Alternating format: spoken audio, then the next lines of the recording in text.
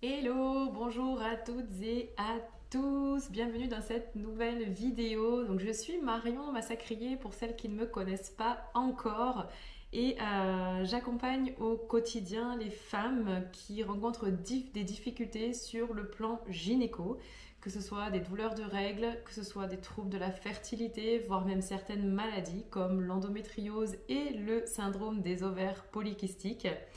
Donc aujourd'hui, j'ai décidé de te faire une vidéo sur le parcours PMA parce que finalement, on n'en parle pas tant que ça. On parle beaucoup d'optimiser sa fertilité au naturel, de manger bien, de faire du sport, de trouver un équilibre aussi émotionnel pour optimiser au maximum cette fertilité.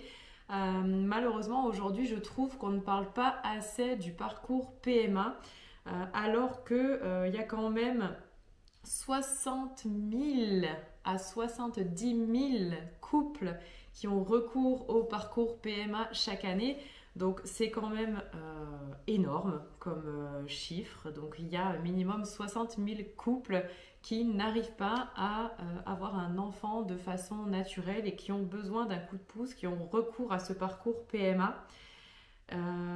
Et aujourd'hui, eh bien, la PMA réalise environ 100 000 tentatives de grossesse sur une année. Donc c'est quand même pas mal. Alors c'est pas une vidéo là aujourd'hui qui va encourager les femmes à sortir du parcours PMA comme certains le pensent. Bon, il y a certaines personnes qui croient que moi, aujourd'hui, j'incite les femmes à oublier le parcours PMA, j'incite les femmes à arrêter de prendre des traitements médicamenteux, et puis que j'incite les femmes carrément à ne plus se soigner. Donc, eh ben, super, hein, tous ces gens-là n'ont absolument rien compris à ce que je fais au quotidien. Donc c'est pas une vidéo pour ça, clairement, parce que mon avis sur le parcours PMA aujourd'hui, je trouve que c'est une chance en fait d'avoir accès à ce genre de choses en France. Je trouve que c'est vraiment une chance d'avoir cette possibilité et qu'il existe ce genre de choses pour permettre aux couples de devenir parents, même s'il y a des maladies, même s'il y a des anomalies, etc. Parce qu'en fait, le parcours PMA représente quand même 3% des naissances en France chaque année. 3%, c'est pas beaucoup, mais 3% de bonheur chez des couples, c'est mieux que 0%. Ok. Donc moi, je trouve ça vraiment chouette. Cependant, il y a certains aspects aujourd'hui sur le parcours PMA qui sont très peu pris en compte. Et c'est de ça dont j'ai envie de parler aujourd'hui. Il y a quand même des études qui ont été menées sur des femmes qui vivent le parcours PMA. Et il y a quand même 60 à 80% de ces femmes qui ressentent des souffrances physiques lors du parcours PMA. Donc là, ça va être tout ce qui est douleur de ventre, tout ce qui est tension, symptômes et désagréments liés à tous les traitements hormonaux, évidemment. Les ponctions peuvent être douloureuses, les inséminations, les transferts peuvent être douloureux aussi. Et il y a énormément de fatigue qui s'accumule sur ce parcours PMA. Et sur le plan émotionnel, les études, elles ont montré qu'il y a 85 à 90% des femmes en parcours PMA qui souffrent sur le plan émotionnel. Donc par là, c'est tout ce qui est stress, c'est tous les doutes, c'est toutes les incertitudes, c'est tout l'isolement, l'incompréhension aussi des proches, toutes les pressions qui peuvent être mises de l'extérieur, que ce soit dans les familles, chez les amis ou dans la société. Et en fait, tout ça mène petit à petit à un épuisement émotionnel. Donc chez quand même 85 à 90% des femmes qui vivent le parcours PMA. Donc ça pour moi, tu vois, c'est là que c'est pas normal, ok? Le parcours PMA, oui, bien évidemment, mais accompagné en fait. Pour moi, il est nécessaire de prendre soin de son corps et de son mental, de ses émotions pendant un parcours PMA. Accéder à la maternité aujourd'hui, c'est un chemin qui est de plus en plus difficile, où il y a de plus en plus d'obstacles. On retrouve de plus en plus de couples qui sont en infertilité inexpliquée, où tout va bien sur le plan médical, mais ça ne fonctionne pas. Donc il est primordial aujourd'hui de mettre absolument toutes les chances de ton côté, que tu sois en parcours PMA ou non. Et dans le parcours PMA, ça veut dire prendre soin de ton corps, ok ?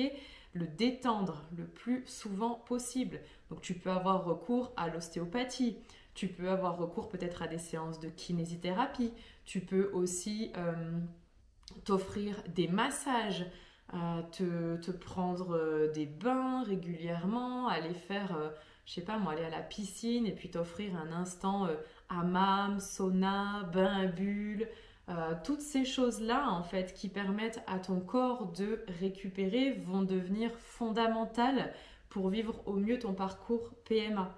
Et c'est la même chose pour le plan émotionnel. Il est fondamental aujourd'hui que tu prennes soin de ta santé mentale. C'est un parcours qui est éprouvant, c'est un parcours qui est fatigant. Pour moi, c'est même un parcours où tu donnes totalement ton pouvoir de femme, de fertilité, ton pouvoir à devenir maman, tu le donnes totalement à des gens que tu ne connais pas et qui ne peuvent pas t'assurer en plus un résultat positif sur le parcours. Donc il est primordial que au quotidien, toi à côté, tu reprennes le pouvoir sur ta santé, qu'elle soit physique ou mentale, et ça passe par mettre en place tout un tas de bonnes habitudes, que ce soit ton alimentation qui va permettre un meilleur fonctionnement à l'intérieur de toi, que ce soit des routines bien-être pour gérer ton stress, pour évacuer certaines émotions.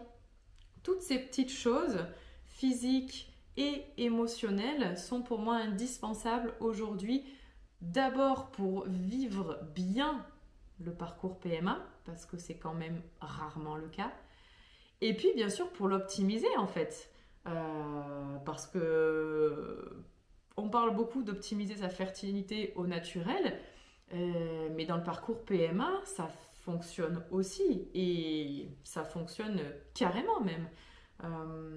D'aller te faire accompagner justement autour de la fertilité, autour des différents rendez-vous aussi que tu as dans ton parcours PMA, aller intégrer des séances par exemple d'ostéopathie somato-émotionnelle, comme moi je peux le faire au quotidien, avant un transfert, après un transfert, on peut aller nettoyer après une fausse couche. Enfin, il y a vraiment beaucoup de choses qu'il est possible de faire aujourd'hui pour rendre le parcours PMA beaucoup plus sympa, on va dire, et puis de garder en tête cette notion de plaisir en fait. Pourquoi tu fais ça? Parce que oui, c'est fatigant, oui, c'est éprouvant, oui, c'est hyper douloureux, mais voilà, pourquoi est-ce que tu fais ça?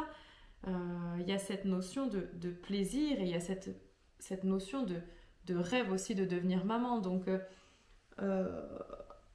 vraiment, si toi aujourd'hui tu te trouves en parcours PMA,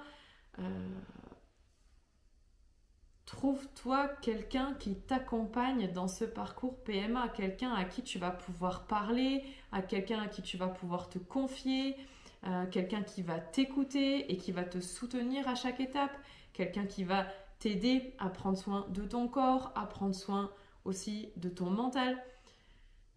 Trouve-toi quelqu'un qui est là pour toi à 100% tout au long du parcours PMA. Ok? Et je parle pas d'un ami, je parle pas de ton chéri ou de ta famille qui eux sont pas forcément très objectifs, puisqu'ils sont à l'intérieur aussi de ta vie et de tout ce que tu peux vivre au quotidien. Voilà. Donc, mon accompagnement Welcome Woman dédié à la fertilité, il est totalement adapté aux femmes qui sont en parcours PMA, et il va permettre justement d'optimiser, de le rendre le plus efficace possible, Et de ce qu'il en ressort aujourd'hui avec mes 2 années de recul, c'est que on gagne du temps. Il n'y a pas plusieurs FIV. On optimise les inséminations, on optimise le premier transfert. Et en général, ça fonctionne au premier transfert. Ok, donc vraiment, il y a un gain de temps. Et moins de temps tu passes là-dedans, mieux c'est pour toi. Voilà. Ok. Donc, n'hésitez pas à me contacter sur Messenger si vous ressentez le besoin de vous faire accompagner dans votre parcours PMA. Ça sera avec grand plaisir. C'est faisable à distance, c'est faisable à Rodez. Là, tout est possible. Et puis en attendant, je vous souhaite une très belle journée.